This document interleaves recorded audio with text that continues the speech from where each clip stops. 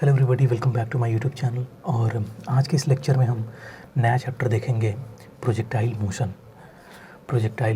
तो projectile motion क्या होता है हम ये सीखेंगे, फिर इसमें अलग अलग वेराइटीज़ के क्वेश्चंस करेंगे इस पे। तो अभी तक हमने 1D मोशन डिस्कस किया था, वन डायरेक्शनल मोशन, जिसमें मोशन सिर्फ एक डायरेक्शन में होता था। उसे हम यूनिडायरेक्शनल मोशन या वन डायरेक्शनल मोशन भी या 1D मोशन भी कहते थे। उसमें क्या होता था कि मोशन सिर्फ एक डायरेक्शन में होता था, यूनिडायरेक्शनल मोशन होता था। यहाँ पे क्या है, चीज़ें थोड़ी सी डिफरेंट है। यहाँ पे प्रोजेक्टाइल मोशन है जो एक 2D मोशन होता है। फर्स्ट ऑफ ऑल आप ये समझो कि प्रोजेक्टाइल मोशन एक 2D मोशन होता है, ठीक है। अब किसी भी, चाहे प्रोजेक्टाइल मोशन या कोई भी 2D मोशन हो, उसे डील करने का जो तरीका होता है, हम क्या कहते हैं, उस मोशन को दो एक्सिस पे रिजॉल्व करते हैं। एक x axis suppose and second is why axis. तो मोशन को एक को एक्स एक्सिस के अलॉन्ग रिजॉल्व करेंगे और वाई एक्सिस के अलॉन्ग रिजॉल्व कर देंगे, ठीक है। अब क्या होगा कि एक्स एक्सिस के अलॉन्ग जो भी मोशन है वो इंडिविजुअली 1D मोशन बन गया। इसे इंडिविजुअली डील करो एज अ 1D मोशन। और वाई एक्सिस के अलॉन्ग जो भी मोशन होगा वो एक अनदर इंडिविजुअल 1D मोशन होगा अलॉन्ग वाई एक्सिस। तो ये तरीका होता है किसी भी 2D मोशन को डील करने का, ठीक है। So this is how we deal with the projectile motion, okay. अब कुछ टर्मिनोलॉजीज़ हैं, कुछ बेसिक टर्मिनोलॉजीज़ होती हैं प्रोजेक्टाइल मोशन में, जिसको हम डिस्कस करेंगे one by one. First of all होता है टाइम ऑफ फ्लाइट, क्या होती है वो हम देखेंगे। फिर हम देखेंगे मैक्सिमम हाइट क्या होता है, उसे कैसे कैलकुलेट करते हैं, उसका फार्मूला क्या होता है वो हम देखेंगे। और फिर हॉरिजॉन्टल रेंज क्या होती है प्रोजेक्टाइल मोशन में, उसे हम देखेंगे, ठीक है। तो फर्स्ट ऑफ ऑल सपोज़ कि यहाँ पे कोई पार्टिकल था, ठीक है। यहाँ पे कोई पार्टिकल है जिसे हम इसे प्रोजेक्ट करते हैं ऐसे, ठीक है।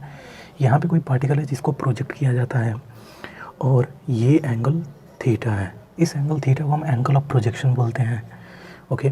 This theta is called angle of projection. तो इसको हॉरिजॉन्टल से थीटा एंगल पे हम इस बॉल को या किसी भी पार्टिकल को हम प्रोजेक्ट करते हैं।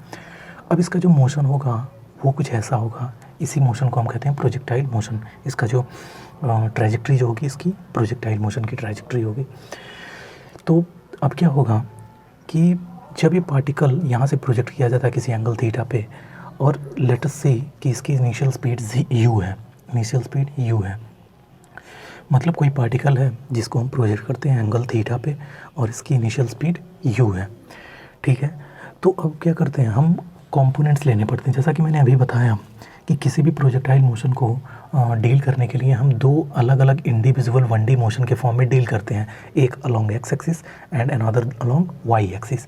तो हम स्पीड को क्या करेंगे या वेलोसिटी को क्या करेंगे, एक्स एक्सिस और वाई एक्सिस पे रिजॉल्व करेंगे। तो अगर हम एक्स एक्सिस पे रिजॉल्व करेंगे तो ये होगा u cos थीटा, और अगर हम वाई एक्सिस पे रिजॉल्व करेंगे तो ये होगा u sin थीटा। तो हमने क्या किया, इनिशियल स्पीड हमारी u थी, u को हमने रिजॉल्व किया along X axis u cos theta, along Y axis u sin theta. अब क्या होगा, ये तो बेसिक चीज़ें थी यहाँ पे। अब क्या होगा, ये पार्टिकल इस पाथ पे मूव करते करते प्रोजेक्टाइल मोशन करेगा, और जैसे जैसे ये ऊपर की तरफ मूव करता है, प्रोजेक्टाइल मोशन की कंडीशन थी कि ये this is subjected to only the acceleration of gravity. मतलब यहाँ पे जो एक्सटर्नल फोर्स काम कर रहा है वो सिर्फ मैग्नेटिक फोर्स है ड्यू टू अर्थ। तो अगर यहाँ पे सिर्फ ग्रेविटी काम कर रही है, तो मैंने बताया था कि 1D मोशन में मैंने बताया था कि जब भी कोई पार्टिकल ऐसे मूव कर रहा होता है एयर में, तो जो ग्रेविटेशनल फोर्स होता है वो हमेशा डाउनवर्ड होता है, ठीक है। तो यहाँ पे जो एक्सीलरेशन ड्यू टू ग्रेविटी होगी वो g डाउनवर्ड्स होगी, ठीक है। Acceleration due to gravity downwards होगी। तो अब u sin थीटा वाला जो कंपोनेंट है ये ऊपर की तरफ होगा। जैसे जैसे पार्टिकल इस पाथ पे मूव कर रहा होगा ऐसे ऐसे u sin थीटा का जो मतलब जो वर्टिकल vy जो कंपोनेंट है वो ऊपर की तरफ होगा, और हॉरिजॉन्टल वाला इधर होगा हर एक पॉइंट पे। तो acceleration due to gravity downward, और uy जो है मतलब vy मतलब y डायरेक्शन में जो वेलोसिटी है वो ऊपर है और एक्सेलरेशन नीचे है, तो दोनों ऑपोजिट डायरेक्शन में है। तो यहाँ पे स्पीड घटेगी। मतलब क्या होगा कि जब ये पार्टिकल ऊपर की तरफ मूव कर रहा होगा तो जो y डायरेक्शन में जो स्पीड का कंपोनेंट है वो डिक्रीज़ करेगा, क्योंकि ये एक्सेलरेशन के ऑपोजिट डायरेक्शन में है। अब धीरे धीरे, लेकिन हॉरिजॉन्टल वाला क्या होगा, ये कांस्टेंट रहेगा। क्यों? क्योंकि there is no force along horizontal direction, there is one and only force, that is acceleration due to gravity towards downwards, okay। तो यहाँ पे जो फोर्स होगा, सॉरी, जो हॉरिजॉन्टल वेलोसिटी होगी या स्पीड होगी वो कांस्टेंट रहेगी थ्रू आउट द मोशन। तो लेकिन ये वाला घट रहा होगा, तो ओवरऑल स्पीड क्या होगी इसकी, घट रही होगी। इसीलिए प्रोजेक्टाइल मोशन में जब पार्टिकल मूव करते करते जब ये मैक्सिमम हाइट पे पहुंचता है तो यहाँ पे इसके पास सिर्फ और सिर्फ हॉरिजॉन्टल स्पीड ही रह जाती है, ठीक है, सिर्फ और सिर्फ हॉरिजॉन्टल स्पीड ही रह जाती है। यानी यहाँ पे जो स्पीड बचेगा वो सिर्फ ux ही बचेगा। और ux क्या होता है अपन डिस्कस करेंगे। लेकिन ये वाला जो कंपोनेंट होता है vy बिकम्स 0, ठीक है। अब क्या होगा कि जैसे जैसे यहाँ से ये आगे मूव करना शुरू किया, अभी हॉरिजॉन्टल स्पीड थी तो इधर मूव करेगा, बट जैसे यहाँ से आगे मूव करिए, चूँकि ग्रेविटी डाउनवर्ड्स काम कर रही है, तो अब क्या होगा, यहाँ से आगे मूव करते करते क्या होता है कि एक्सेलरेशन ड्यू टू ग्रेविटी की वजह से इसके पास फिर से वी वाई हो जाता है, लेकिन वो डाउनवर्ड उसकी डायरेक्शन होती है। इसीलिए इसका मोशन कुछ इस तरह से होता है।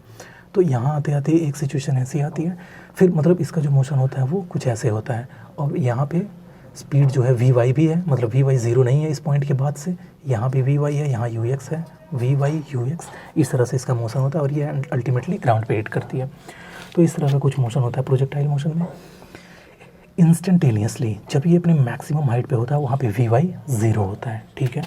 तो ये कुछ सिचुएशन ऐसी होती है प्रोजेक्टाइल मोशन की। अब हम क्या करेंगे, 1 by 1 time of flight, maximum height और रेंज कैलकुलेट करेंगे। उसके बाद हम एक एनालिसिस करेंगे इस मोशन पे कि प्रोजेक्टाइल मोशन कैसे वर्क करता है और इसमें क्या क्या कुछ कैरेक्टरिस्टिक्स होती हैं इस मोशन की, वो हम एक अलग वीडियो में एनालिसिस करेंगे।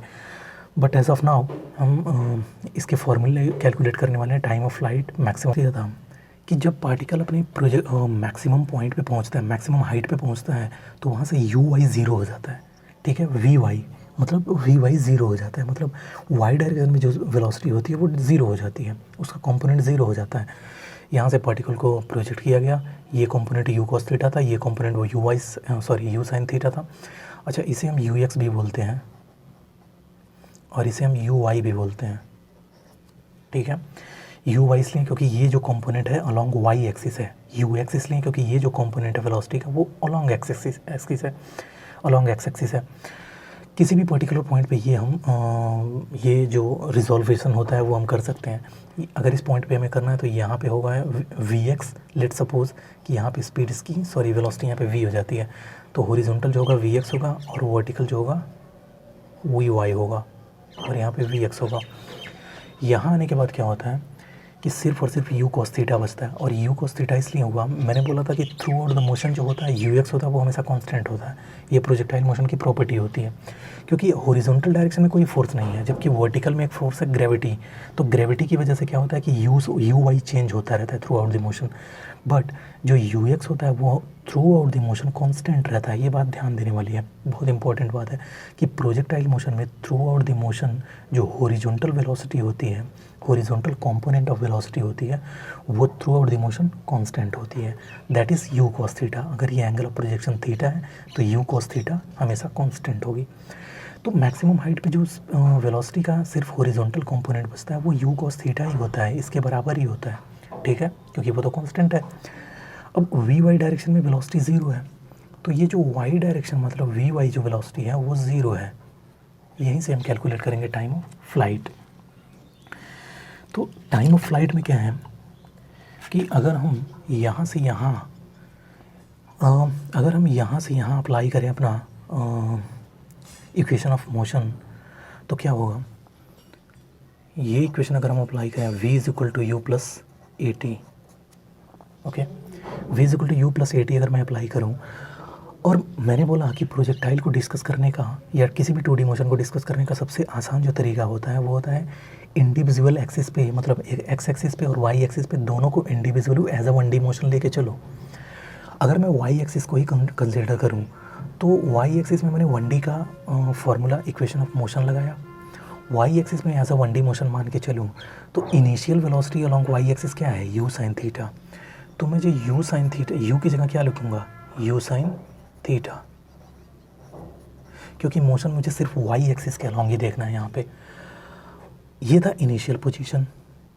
अगर मैं इसे फाइनल पोजीशन बोलूँ तो फाइनल पोजीशन पे जो वाई एक्सिस के अलॉन्ग जो हमारी वेलोसिटी होती है वो क्या हो जाती है, 0, यानी v होगा 0। अब क्या होगा a, अब देखो एक्सेलरेशन की डायरेक्शन डाउनवर्ड, और मैंने ऊपर को पॉजिटिव मान रखा है रेफरेंस। ये मैंने 1D में डिस्कस किया था। अगर आपको डाउट है तो आप जाके 1D मोशन वाले वीडियोस देखो। इक्वेशन ऑफ मोशन या मोशन अंडर ग्रेविटी में मैंने ये सारी चीज़ें डिस्कस की हैं, किस तरह से रेफरेंस मानते हैं।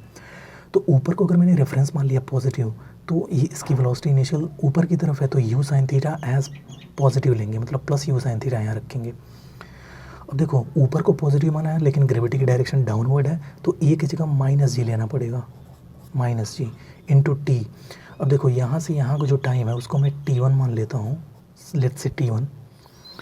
तो अब इसको सॉल्व करने में कितना मिलेगा, 0 is equal to u sin theta minus gt1, तो t1 is equal to u sin theta by g। So the t1 is equal to u sin theta by g। अब क्या होगा कि प्रोजेक्टाइल मोशन की एक और प्रॉपर्टी होती है कि इसमें यहाँ से यहाँ जाने का, मतलब पॉइंट ऑफ प्रोजेक्शन से मैक्सिमम हाइट तक पहुँचने में जितना टाइम लगेगा, मैक्सिमम हाइट से फिर यहाँ तक पहुँचने पे भी उतना ही टाइम लगेगा। मतलब this half and this half जो टाइम पीरियड होता है दोनों का वो इक्वल होता है, ठीक है। तो अगर मुझे यहाँ से यहाँ तक का टाइम पता है तो यहाँ से यहाँ तक का टाइम भी सेम ही है, इक्वल है, तो यहाँ से यहाँ तक का टाइम कितना होगा, इसका डबल, ठीक है। तो जो टोटल टाइम ऑफ फ्लाइट को अगर मैं कैपिटल T बोलूँ तो जो टोटल टाइम ऑफ फ्लाइट होगा वो डबल होगा किसके, T1 के, क्योंकि T1 यहाँ से यहाँ जाने का टाइम है और यहाँ से यहाँ जाने का टाइम दोनों इक्वल है। ये टाइम इंटरवल दोनों इक्वल है, तो यहाँ से यहाँ ये पूरा जो टाइम ऑफ फ्लाइट है वो कितना होगा, एक के डबल होगा, मतलब इसके डबल होगा। तो t is equal to 2t1, तो t is equal to t1 is u sin theta by g, so this will become the 2u sin theta by g। This is our required time period, time of flight. इसको ऐसे भी लिखा जा सकता है t is equal to 2, मैंने बोला u sin theta को हम u y लिख सकते हैं, तो ये जो u sin थीटा इसकी जगह हम u y लिखेंगे, 2u y by g, so this will become 2u y by g। This is your time of flight, okay. तो if you like the video please like and share and subscribe the channel. और जो maximum height और range है वो मैं next video में discuss करूँगा, क्योंकि वीडियो ज़्यादा लंबा ना हो जाए। तो मिलते हैं नेक्स्ट वीडियो में, थैंक यू। अगर ये वीडियो पसंद हो लाइक करना ना भूलें, थैंक यू।